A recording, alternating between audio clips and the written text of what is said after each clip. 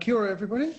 Welcome to this Deep South seminar series. I'm Mike Williams, I'm the Director of the Challenge. And it's my pleasure today to introduce and welcome Patrick Walsh. Patrick's a senior economist at Manaaki Whenua, where he leads the empirical economics cluster. He's a specialist in applied econometrics, cost-benefit analysis, and also interested in environmental and natural resource issues from an environmental economics perspective. It's a real pleasure to have Patrick talk about this work that he has been supported by the Deep South Challenge to do, and it's quite excited to hear him speak around flood management in New Zealand and looking at flood management mitigation schemes, and particularly because we know that climate change is expected to increase flood frequency. So I think this is a real issue that as New Zealanders we need to grapple with, how to manage floods, how to mitigate them as we move into a changing climate. So without further ado, I'll hand over to Patrick. And is there any other housekeeping we need, Alex? Oh yes, just in terms of questions and answers, in our Zoom room today you will be able to see a Q&A function at the bottom of your Zoom screen. Please use that screen to ask your questions if you're an individual connected via your laptop. If you're in a hub, what you'll need to do is raise your hand and wave it wildly so we can see you and unmute your room. Please leave the muting and unmuting to us so that we don't end up with sound feedback loops. Thanks, Mike, and we'll pass over to you, Patrick, for you to share your screen. Great. Thanks, everybody, today for logging in. I'd also like to thank my co-authors, Thomas Robertson and Ryan Pollock, for lots of contributions in this area. Can everybody see the slideshow now? Is that looking okay? That's great, Patrick. Just speak up a little bit if you can, because the sound is on the quiet side. Okay. So, as most people know,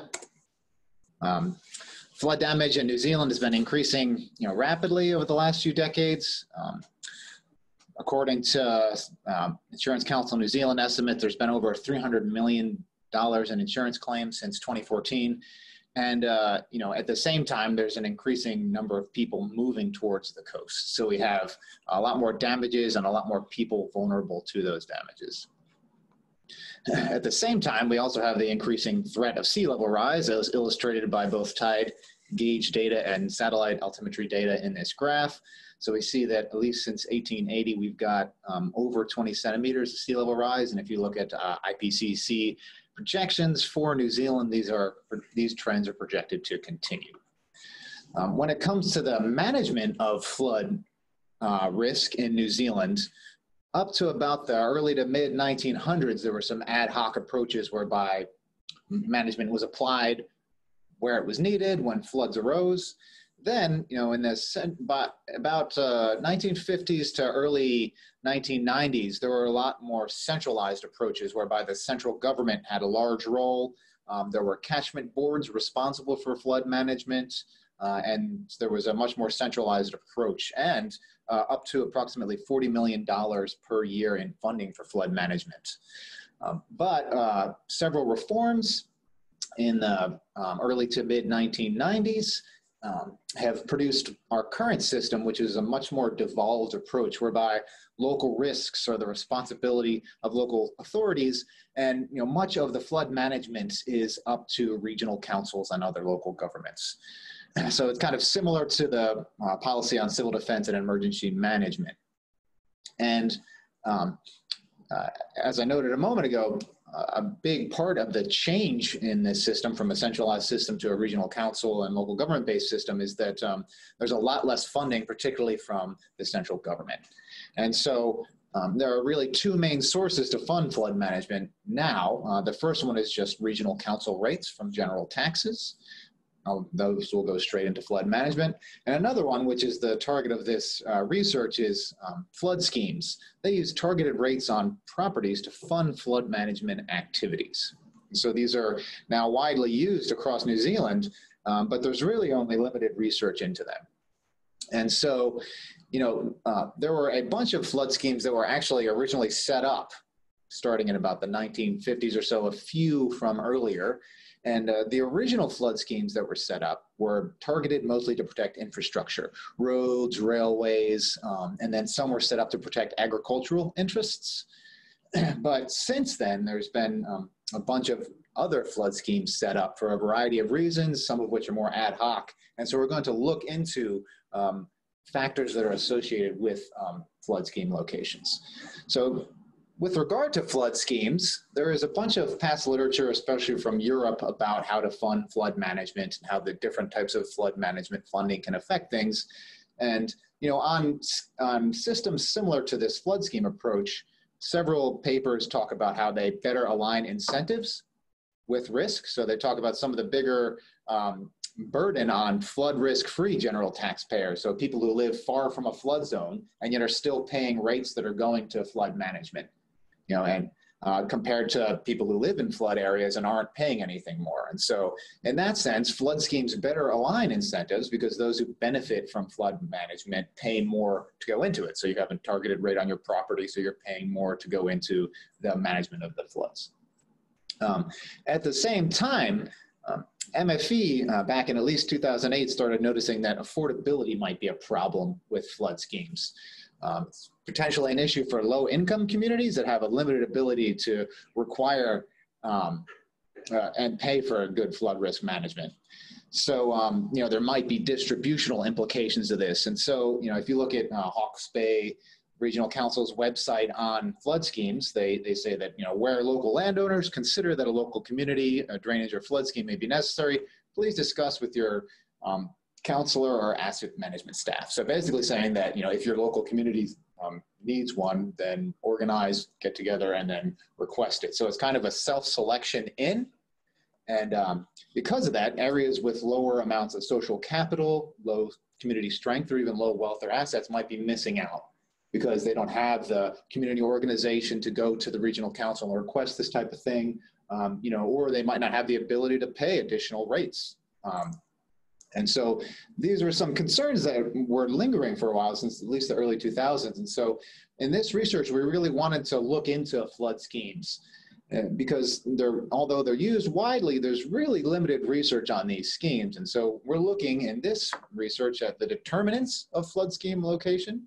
And then we have a few components about awareness of floods and flood schemes. And so this was a smaller research program and is now officially finished, although we're trying to get some of the publications out now currently and trying to, do a bunch of engagement on that. But the majority of the research in this is finished, in quotes. So as part of this research, we're concerned about where flood zones actually are. Because regional councils are responsible for providing flood zone information, they take, some are much better funded than others, and some use different approaches than others. So where one regional council might focus on a return interval of 1 in 50 years, another regional council might focus on 1 in 100 years. So, if you're to go online to see, where are the flood zones, and, if you're looking at buying a property and trying to see where flood risk might be, it can vary. The information online can vary significantly across regional councils. So as part of this research and funded by other research under the Deep South National Science Challenge and through NIWA, there was a lot of data collected about where flood zones are. So contacting regional councils, looking online, and through that, we were able to get this map that I have online, which shows kind of the best estimate of where flood hazards are from publicly available data. And you can really see in this map, especially look at the Auckland area, some of the differences in how these are handled through regional councils. From this map, it looks like Auckland is just this, nonstop flood zone. But in reality, this just talks to the different methods of mapping and modeling these things and the things that are put online. As an alternative measure for this, we can look at the Earthquake Commission claims, where people have made claims related to storms and flooding, match those to census mesh blocks, and then look at where those are. And so you can kind of see that, the Auckland area doesn't look as much as a, constant flood zone, but there are some other slight differences across the two maps for where claims are made as well as where flood zones are. And so another part of this research, we were also trying to figure out where the flood schemes are. So we know that flood schemes are widely used. We know that they're deployed across the country, but it's hard to get data on where these are. So we contacted all regional councils, tried to get to all of the GIS departments, and we also so we collected a lot of data from them. We also came along an analysis by Tonkin and Taylor that was funded and coordinated through Greater Wellington Regional Council that previously looked into those schemes, and they were able to share some data with us, and we pooled that with the data we got directly from regional councils and came up with this map that you see online right now. And from this map, if you're to go back to the flood zone and EQC claims maps, there are some notable differences about where the schemes are versus where the flood zones are. And so, we also, as part of this research, Landcare, Manaaki Whenua Landcare Research does a survey every 2 to 3 years of rural decision makers. In our 2017 survey, we asked people, does your area have a history of flooding? And these are the responses aggregated at a territorial authority level. My apologies for people in the room with me now, because my Zoom window is blocking some of this map, but you can really see that in the Bay of Plenty area that it looks like a lot of people are saying there is historic flooding, but when you look at the maps that are available publicly online, they don't really match up. So we have, for the most part, people are saying that there is historical flooding where the flood zones are, but there are a few areas where people are saying that there is historical flooding, and we don't really see that reflected in available data. So just some additional data on the flood schemes themselves. This is if you match those flood schemes to mesh blocks, the census area, then this kind of shows you where they're widely used. So the proportion of mesh block area covered by flood schemes. We see that Manawatu and Hawke's Bay have a decent amount of area covered by flood schemes. And then if you look by regional council at the number of unique flood schemes, we see that Waikato deploys quite a few of these smaller mesh flood schemes. We see Manawatu, although they had a lot of area, it shows you kind of that there's a lot of big ones versus Waikato use a lot of smaller ones. But you can still see that these are deployed fairly widely, except Auckland does not use flood schemes. So in the previous flood scheme map and this, you'll note that Auckland is not on here. And we weren't able to get data on Nelson or Marlborough for where their flood schemes are. So, in talking with regional councils, they say that they have been used in the past, but we weren't able to get data from them on where the flood scheme locations were. And so a first step that we wanted to take was to look at the impact of these schemes on earthquake commission claims, because we're curious if these schemes are widely deployed, if they fund flood management activities, do we see them reducing flood damage? How well are they working? And so we did an econometric analysis of this, a variety of different model specifications to model claims as a function of a range of local attributes, environmental attributes, geographic attributes, census attributes, and then whether or not there's a scheme present. And so, as I said, we're using earthquake commission data on this.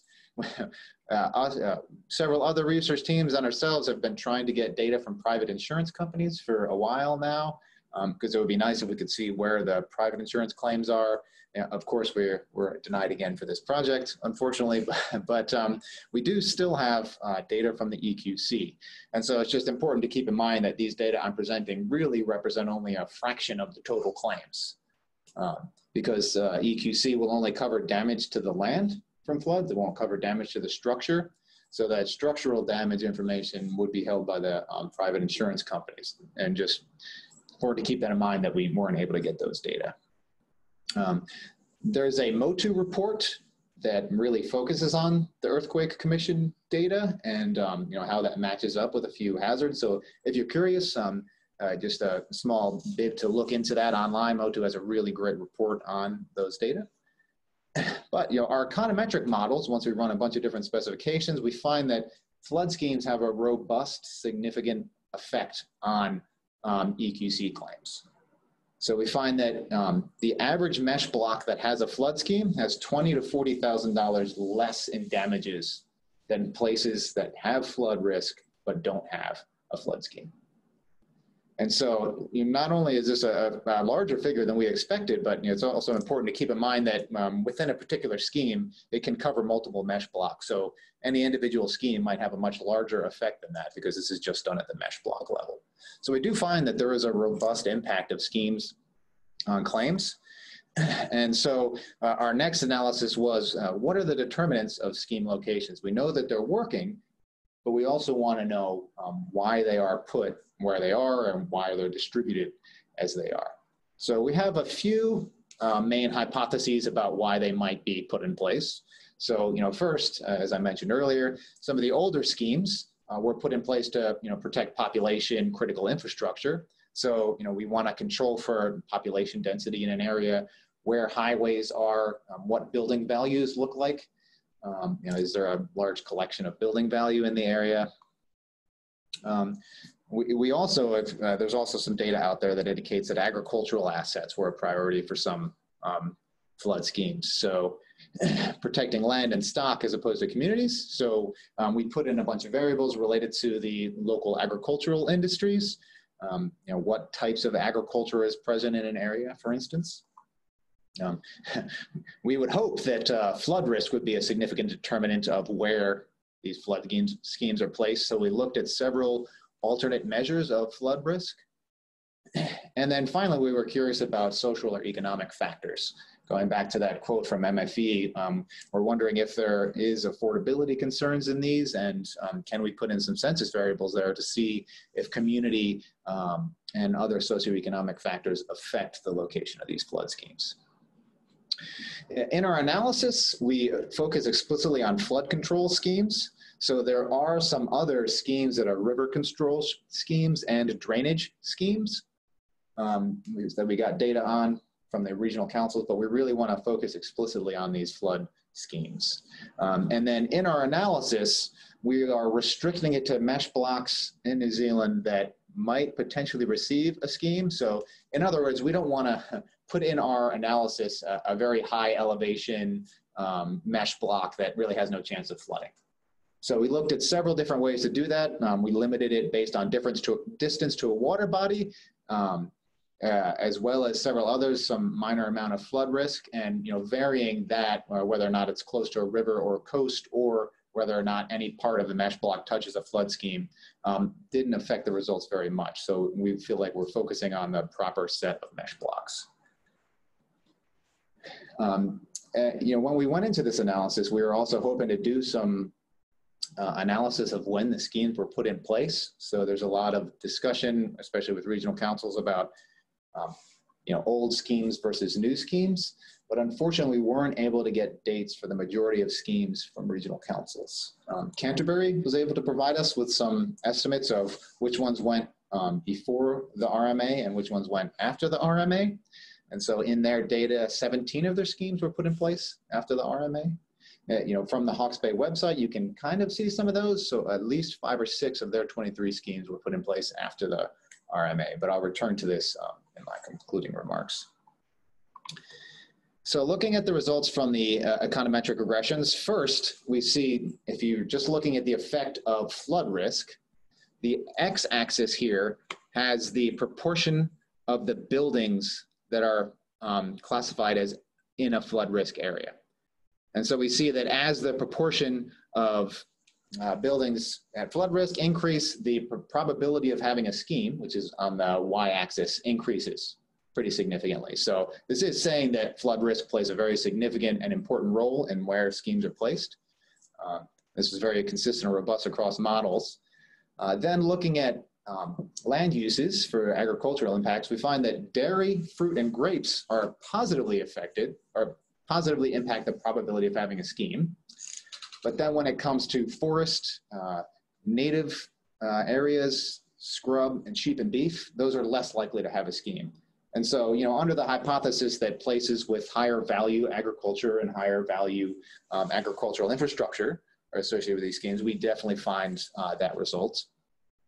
But then we also find that population density and education are negative and significant across our models. And so, we'd like to look into this a little bit more, but it may be reflecting the fact that in city areas, city planning might include flood management. So when you have high population density, you might not need a scheme to fund these things because they're funded out of general rates immediately. But we do find that this might be reflecting the use of them in agricultural areas and the use of them in more marginal areas where city planning doesn't account for flood management. If we look at some of these socioeconomic variables, if you just look at the effect of income alone on the probability of having a flood scheme, we find this interesting result. These three lines represent different model specifications whereby we're varying certain assumptions. And we find that all of them point to this similar relationship whereby below about $60,000 to $80,000, you're less likely to have a scheme. And above $60,000 to $80,000, you're more likely to get a scheme. So we really do see that income affects the probability of having a scheme, but the overall effect isn't significantly large. So it's really a marginal impact. After looking at both flood risk and income, we wanted to see if there were any interaction effects between the two. And we find an interesting relationship. I realize this graph looks a little bit complex, so I'll try to summarize and then we have a different way to show it. But these different lines represent the effect at different flood risks. So for instance, the green line is where 7% of buildings in a mesh block are affected by a flood proportion, all the way up to the red line, which shows that 63% of buildings in an area are under flood risk. And what you'll note is that the red line is closer to that zero axis at most points than the other ones. So you note that in the green one, for instance, it's higher on the right and the left, saying that at higher income levels, that flood risk affects things more. So restated in another way, I feel like this is a little bit of a better graph.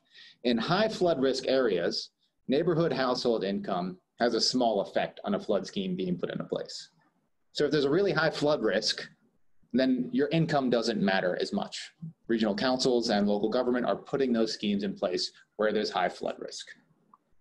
On the other hand, in areas that have less flood risk, income plays a much larger role in determining where these flood schemes go. And so, overall, we find that these flood schemes are widely used. There's very limited research on this.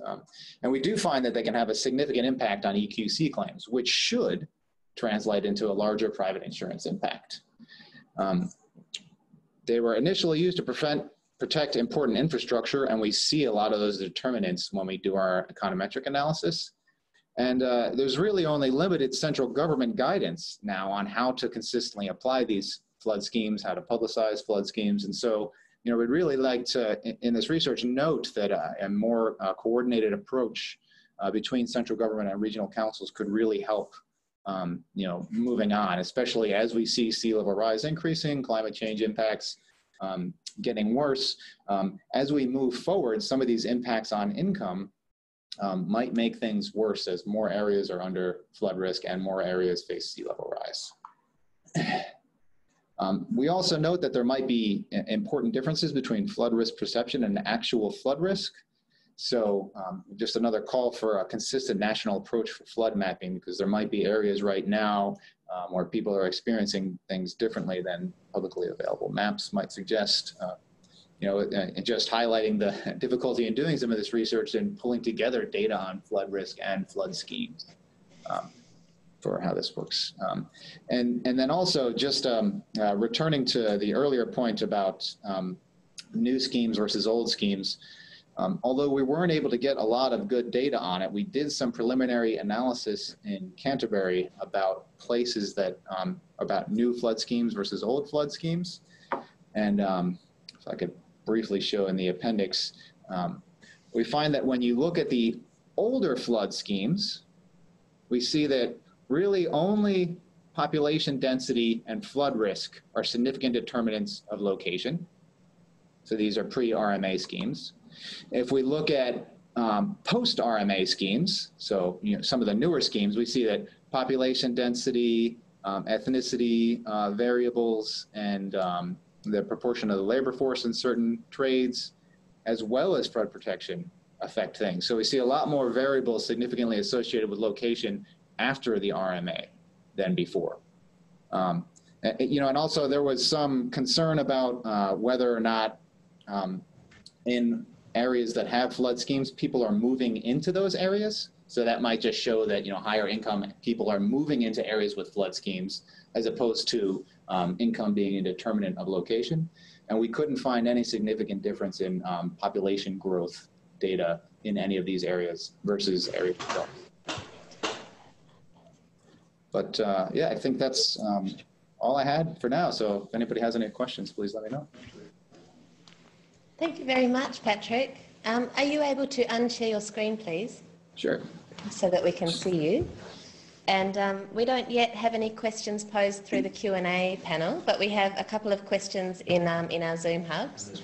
So there's one at Greater Wellington Regional Council, and I will unmute you. Can we hear you? Yes, we can. I hope so. Can you hear me? Yes, it's a little bit loud, so. I'm Graham Campbell, manager of the Flood Protection Department at Greater Wellington here, and also the convener of the New Zealand River Managers Group. So I've had a couple of conversations with Patrick, and appreciate your research. It's good that you've got on and done it. We do the more sort of this sort of thing that we can get done better. I just had a couple of comments for you, Patrick. The link between pre-RMA and post-RMA, I think I did send you an email of that. I've got no understanding that the RMA was what drove the government to decide to stop funding schemes. My take on it, or my understanding of it, is that through the mid-80s and through the early 80s, 84, 85, this country ran red and it didn't have any money in its bank account, so it had to put the checkbook away, and it simply decided on some of the things it wasn't going to do, and one of those was flood risk management. It was sort of nothing to do with the RMA. So just whether you've got any comments on that side of it.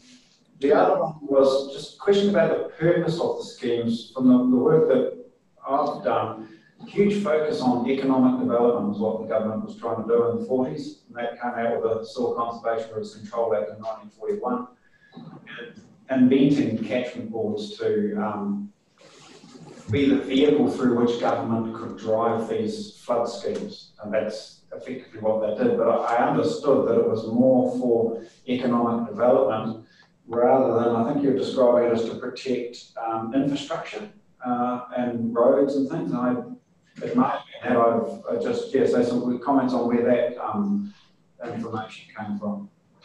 Sure. So to address your first comment, yeah, you're right that there were, as I emphasized in the slides earlier, there were a bunch of reforms in the 80s to 90s that were responsible for this, particularly the, catchment boards getting a lot less power.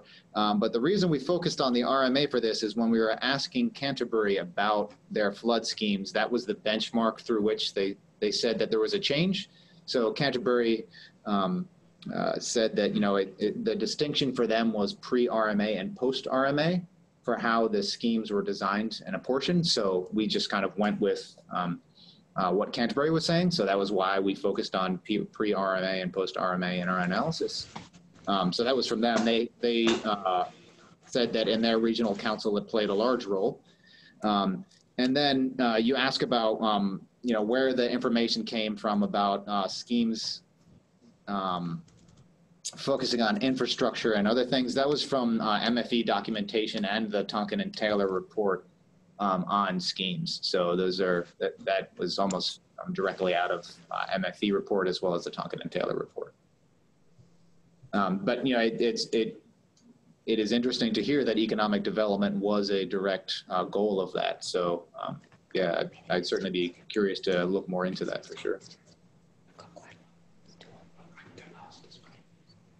Thanks, Patrick. We have a question from Liam Foster. He says, thanks, Patrick. Are we saying that to be more socially and intergenerationally equitable, we need to return to the centrally funded flood risk infrastructure in order to balance affordability, risk and future planning and focus investment on where best outcomes can be achieved? You know, that is one potential outcome with one minor caveat, in that, you know, it may be the case that affordability is being addressed by regional councils. Oh, Patrick, we've lost your sound. One was out of. Oh, can you hear me now? You're just dropping in and out.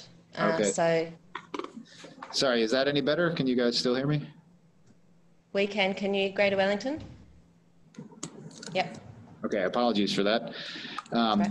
But yeah, it may be the case that affordability is being addressed by the regional councils right now on more of an ad hoc basis, that, you know, they put the schemes in one place, and then where there are affordability concerns, general rates are being used for those. It's very difficult for us to tell about you know, where that happens. And so, you know, on the one hand, that is currently more of an ad hoc approach. So given that we will have a lot of areas that are vulnerable and will be under climate risk, we argue that it would be nicer to have something more coordinated in place. Additionally, it may, while the central government funded approach is certainly one outcome that would address this, it may also be possible to use things such as subsidized government rates, or, you know, income qualifications for where these rates can hit.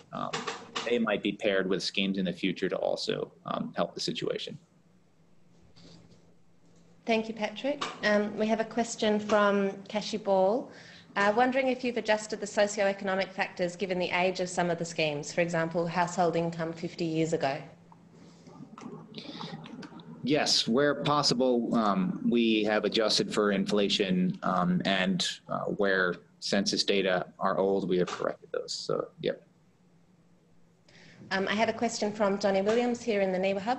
Okay. Just talk up. Okay, thanks. So just a quite a basic question from me. So you mentioned about the insurance companies not wanting to give over information on their claims.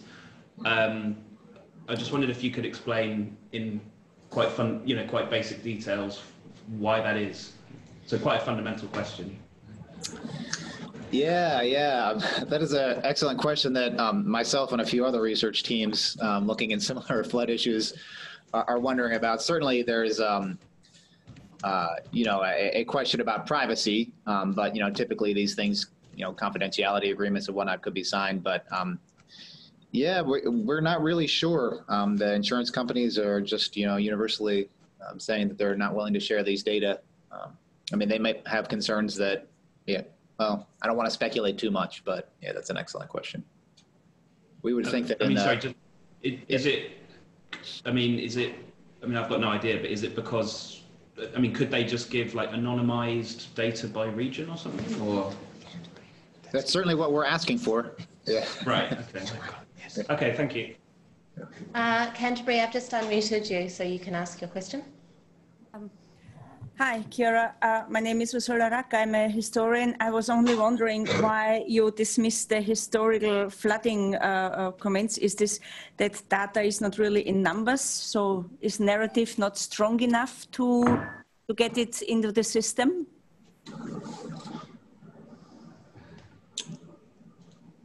I'm not really sure what you're referring to. I'm sorry, you mean when I saying that I dismissed historical concerns? I'm not really sure. Yeah, you said a historical flood that was data was not strong enough, so it seems not in your research. So I was wondering if the narrative, when people say, okay, it was a flooding there, if this is not strong enough because they had no insurance claim or whatever. I speak from historic floodings from 100 years ago or 50 years ago. Sorry, maybe I wasn't clear in my earlier explanation. I'd said that we weren't able to find data on when flood schemes were put into place. But I think there's a lot of narrative around, so therefore I was wondering. Patrick, you referred to the fact that people said that there was flooding in particular areas, but you couldn't find the evidence to support that. Is the question more about, do you need to do more work to find that evidence? Well, so I guess the main point there was that when we ask people on a survey if there was historical flooding, they give us one particular answer. They say, yes or no, and we can look at those at the territorial authority level. When we then compare those to the maps that we're able to find on flood risk, there are some places where they don't match up. So, that for us, that points to the need for more data to be released, more accurate flood hazard modeling to be done. So, we would love to incorporate more accurate flood risk maps. And we would like to see, if those could incorporate historical flooding as well as current. So we'd certainly like to do it, but the data just weren't available to kind of explain that mismatch between the two. And I think as a side note, I think there are current proposals under the Deep South National Science Challenge to get better flood risk maps. So, I'm encouraged to see that, there should be more maps, and there is a push to get more data in this area for sure. Thanks, Patrick. Just to let everybody know, we still have 20 minutes of discussion time, so we will get to everyone. We have quite a few individuals on Zoom who are also wanting to speak, and the first of those is Judy Lawrence. So Judy, I think we should be able to hear you. Can you hear me? Can you speak, please? Yep, we can. Yeah, okay. Thank you, Patrick. Look, I have in front of me a report done in 1986, which I commissioned when I was at Ministry of the Environment when it was first set up, by Neil Erickson, which has a lot of information about the history of river control in New Zealand, including on page 132, 2 maps of the North and the South Island listing all the schemes that were built between 1968 and 82, including Marlborough. So I can't understand why you didn't manage to get that information. And it also has a figure, 7.2, which shows the expenditure on catchment works and river control costs. So there is a lot of historical data available, which was brought together in the very start of the Ministry of the Environment, pre-RMA. And like Graham, the RMA was not particularly significant in the scheme of things relating to flood control. In fact, the changes that occurred at that time were to stop the government funding, and that was several years, like 4 or 5 years before the RMA. And it was, in fact, the funding architecture that was dropped that has created some of the issues around how the funding might have changed since then. And as Graham said, the economic development drive was really one of the main reasons for it, principally agriculture, but also cities. And there were differential rating provisions, which is written up in another book called Land and Water by Michael Roach, which was written under Department of Internal Affairs funding. And that sets out what some of the subsidy arrangements were for funding. And of course, the West Coast got different funding from, say, Canterbury. And so there is quite a lot of historical information that may well augment the work that you've done and, if you like, help you unpack some of the assumptions that you've started with. So I thought I would just raise Judy. that. I'll just pass that back to Patrick. Thanks, Judy. Yeah, thanks. But I'd really like to see that 1986 report. It was not. That sounds like it's a treasure trove of data. early on in this process, we reached out to every regional council and contacted a variety of GIS and other departments. And that didn't come up, so that sounds fantastic.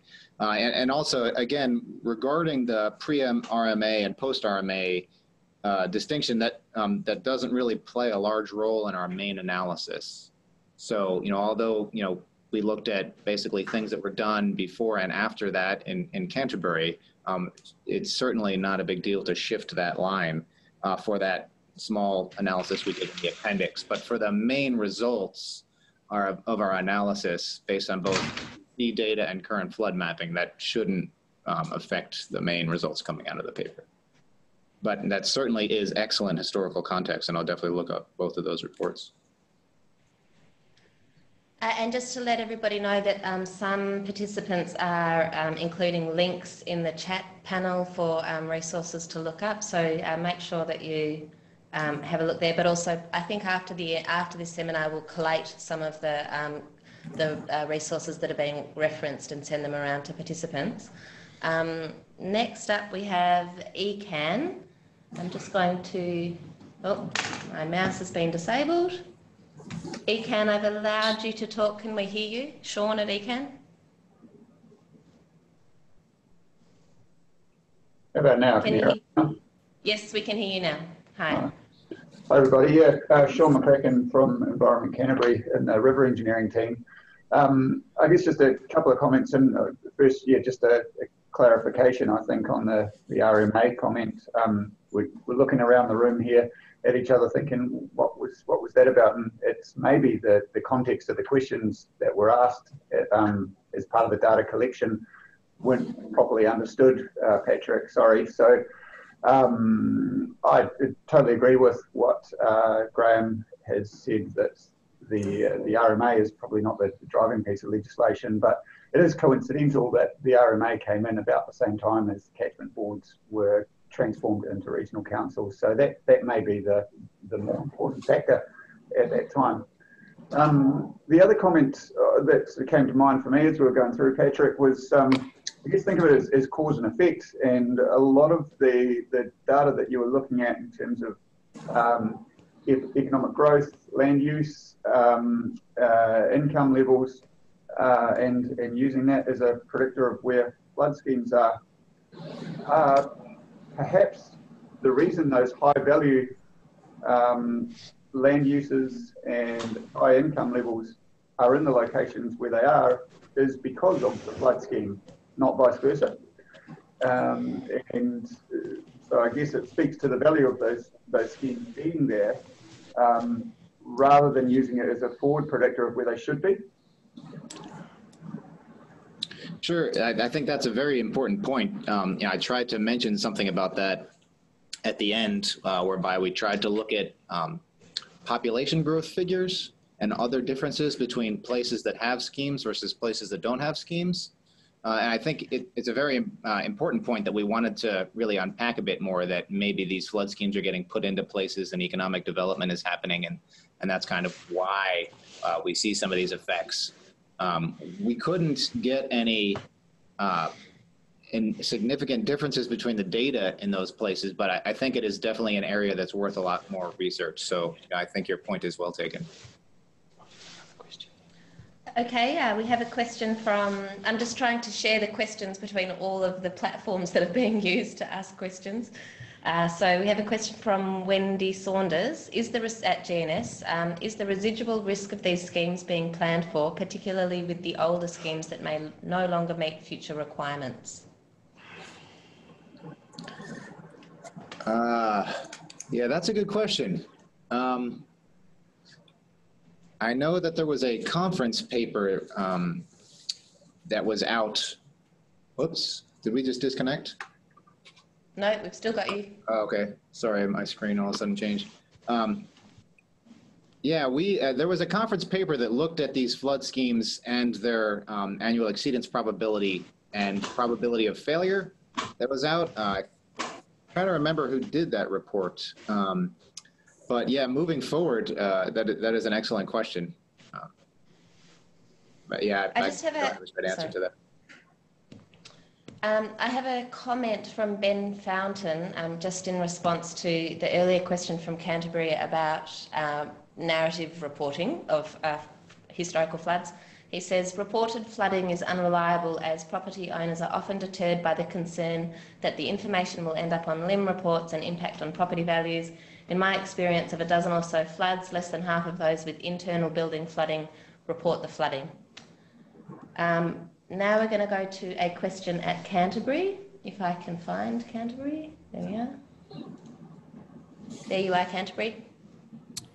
Thanks for coming back to me. I'm Ed Challies from the Waterways Centre for Freshwater Management. I just had a couple of points. One was around the question of affordability and whether with the shift from centralised funding for these things towards the more devolved models for funding them, and also with increasing, zoning of flood risk areas, whether there's a possibility of some effect of negative effect on property values that might provide or might drive a kind of a vicious cycle in terms of affordability. If you get low income areas where property values are also declining because of flood risk mapping and so on, whether that's likely to kind of magnify that problem. That was one point. And then I had another, just a quick question, which was about urban flooding and how far, whether you have an impression for how much of total damages is accounted for by large river floods as opposed to small surface flooding issues in urban areas. So my impression would be that there's, in terms of private insurance, as opposed to EQC claims, a lot of sort of small surface flooding and stormwater related flooding in urban areas would come under that private insurance, those private insurance figures, and whether that those damages might figure differently in the analysis to what some of the sort of rural damages to land under these areas that are covered or not by schemes might. So. Yeah, I think those are two excellent points.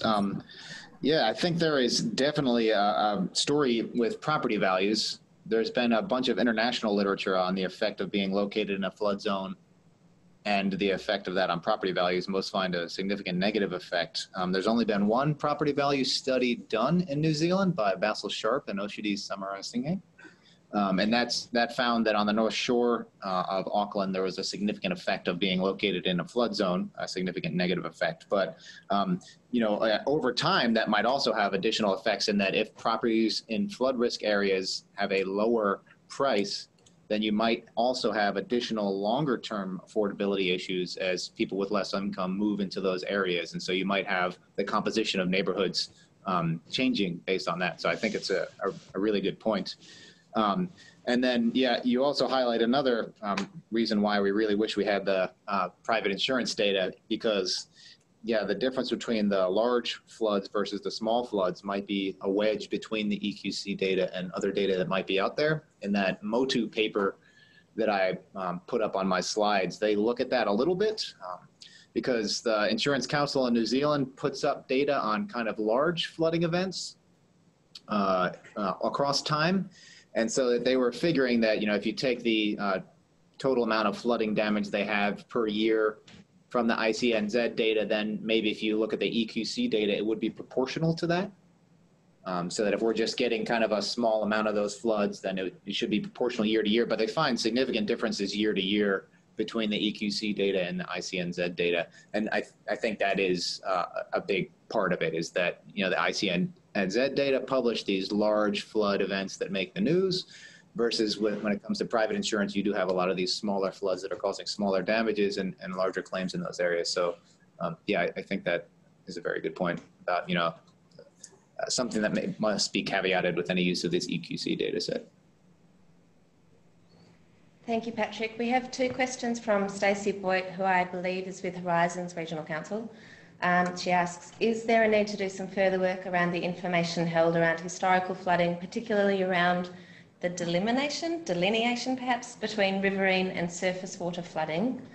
And her second question, if I can just ask that quickly, did you do any research into a correlation between floods that have been experienced and flood schemes being developed as a response? Yeah, I certainly think there's room for a lot more research in this area. To answer your first question, that sounds like an important question that we didn't look into. Yeah, and also we similarly did not look into this issue of floods experienced between riverine and surface water and how that affected flood schemes. I'm not sure where we would get data on that, but I think that is an important topic. We had to unfortunately keep the scope of this project fairly narrow, but those sound like excellent things to certainly look into.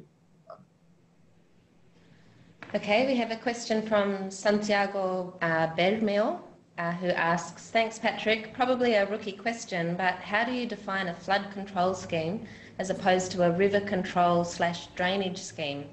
Noting you mentioned your study only covers the first type of scheme. So those were just defined in the data that we got.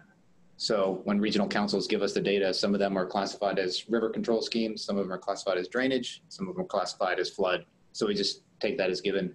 So that was determined by the data that we got. A question from an anonymous person. Is the $20,000 to $40,000 reduction in claims amount per year?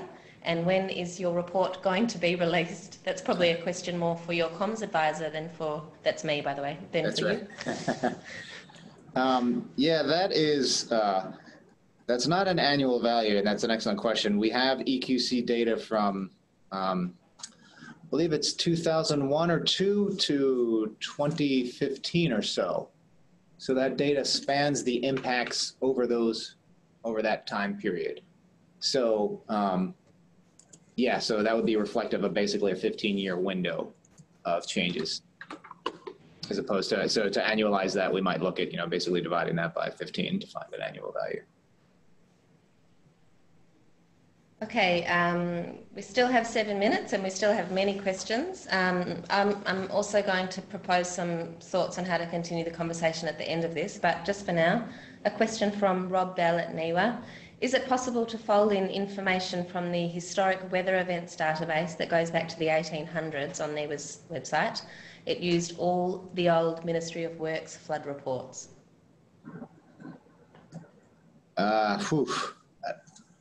Certain that is possible. As far as, I think that would help us perhaps identify better areas that have flood risk. So in terms of nailing down better what places have flood risk versus what places don't have flood risk, I think that could make an important contribution to that. But yeah, I guess that's more of a engineering question that would be a little bit outside of my abilities. But I'd imagine that some of these proposals that are going forward about identifying better flood risk maps should hopefully take that into place. I know some of them are coming from NIWA as well, so it sounds like a promising database. Okay, we'll take a question from Michelle Mifflin at Otago Regional Council, and then a question from Sean back at ECAN, and then we'll keep going. Just to let you know, Sean, you'll be up next. Hi Patrick from Otago Regional Council, I assume. Some of the challenges we face here in Otago with our ageing flood schemes are the level of service standard versus changed purpose to include urban growth. Do you see a national approach to consider the capitalisation and level of service being a proactive approach for regional councils? Could you read that again?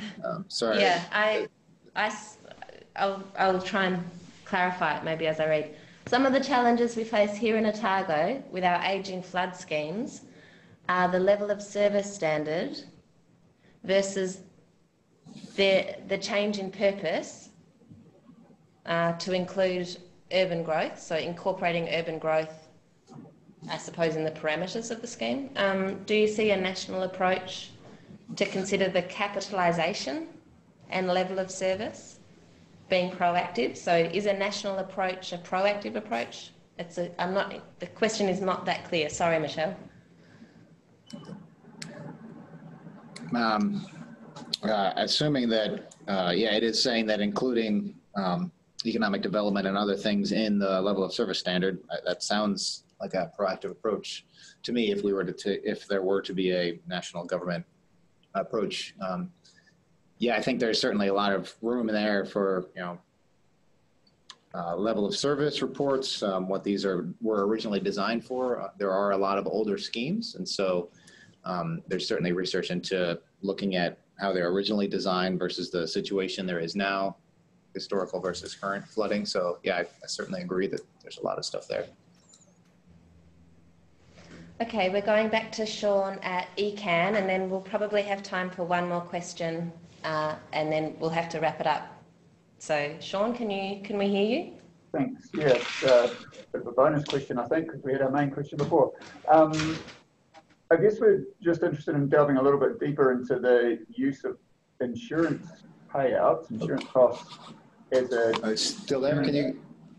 Seems that we've dropped off. Can you guys hear us? We can't hear anything. Yeah, we can hear you, Patrick. Okay. Yeah. Can you hear me, Patrick? No. It looks a bit like Manaaki Whenua in Auckland has frozen. Okay, so we can hear you still. I just couldn't hear anything coming from Sean. Apologies, it does look like we're having some connection issues. Okay. Sean, do you want to try one more time? Yeah. Can you hear us now, Patrick? Yes, now we can. All right, thanks.